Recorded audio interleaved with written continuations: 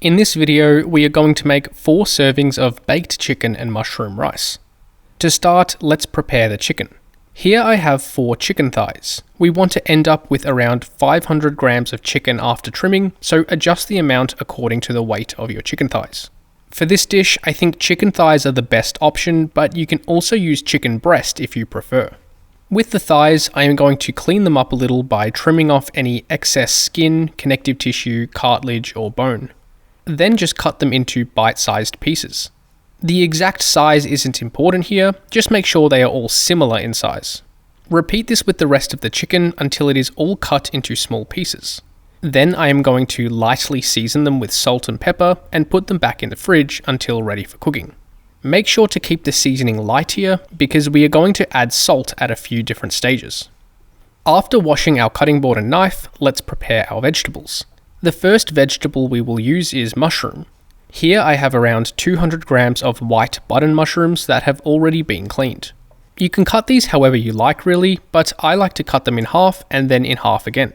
I like having the texture of mushrooms in the final dish, so I prefer to leave them pretty chunky. Once prepared, add the mushrooms to a bowl and set aside. And we will also need 1 brown onion.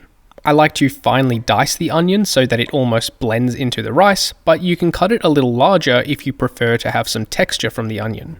Once cut, put this in the same bowl as the mushroom as they will cook together. For the aromatics, all we need is garlic. Here I have 4 cloves of garlic, which just needs to be finely minced. For this, I'm going to use a fine grater because it is much easier to get the garlic into a fine paste. Otherwise, you can just use a knife and cut it very finely. However you do it, put this into a bowl and set it aside.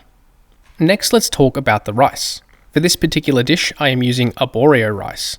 The starch from this rice will kind of turn everything into almost one cohesive baked dish, as opposed to separate grains like we would usually want with other rice dishes. We need 2 cups of rice, which doesn't need to be washed. You don't need to add this to a separate bowl, but I am doing it anyway just to make it easier for filming. And probably the most important part of this dish is the stock. We need a 3:1 ratio of liquid to rice for this dish. So to a bowl, add 1 tablespoon of chicken stock powder along with 6 cups of boiled water.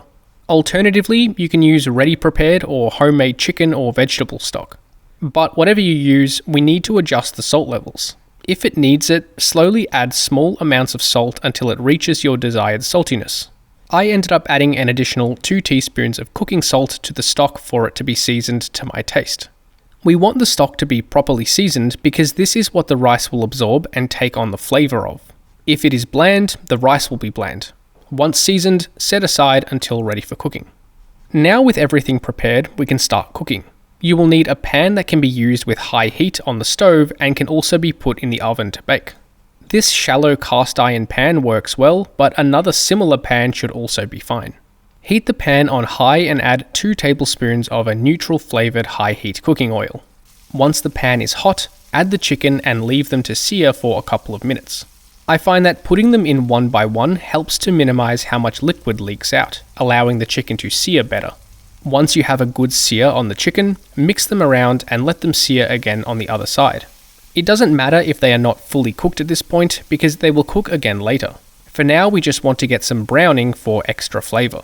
Once seared, tilt the pan to reserve the oil, and you can put the chicken back into the same bowl since it will be cooked again later. With the remaining oil, turn the heat to medium and add the onion and mushroom. Lightly season with salt and pepper, but again, make sure not to overdo it. Cook until the onion and mushrooms have softened. Once they have softened, add the garlic and the rice and mix everything together. Toast the rice and allow the garlic to become fragrant for a minute or 2. Then add the stock and the chicken back to the pan and stir everything to lift off any fond from the bottom of the pan. At this point, we want to preheat our oven. On high heat, bring the stock to a boil, then carefully put the entire pan in the oven at 200 degrees Celsius or 390 degrees Fahrenheit. Now we just need to cook this until the rice is fully cooked and a slight crust forms on the top of the rice. This took me about 20 minutes total. Once cooked, let it cool. Taste a bit of rice to make sure it is fully cooked. If the rice is still a little watery when it comes out of the oven, that is fine. All the liquid will get absorbed as it cools. Also taste for salt at this point and add extra if needed. Mine was seasoned well and didn't need any extra. Then all we need to do is evenly distribute it between 4 containers. For reference, these are 1 litre containers. I also added a little spring onion for garnish, but that was just for presentation purposes. And with that, our meal prep is done. Store in the fridge for up to 1 week and just microwave to reheat. Each serving ended up being 543 calories with 33 grams of protein, 72 grams of carbohydrate, and 13 grams of fat.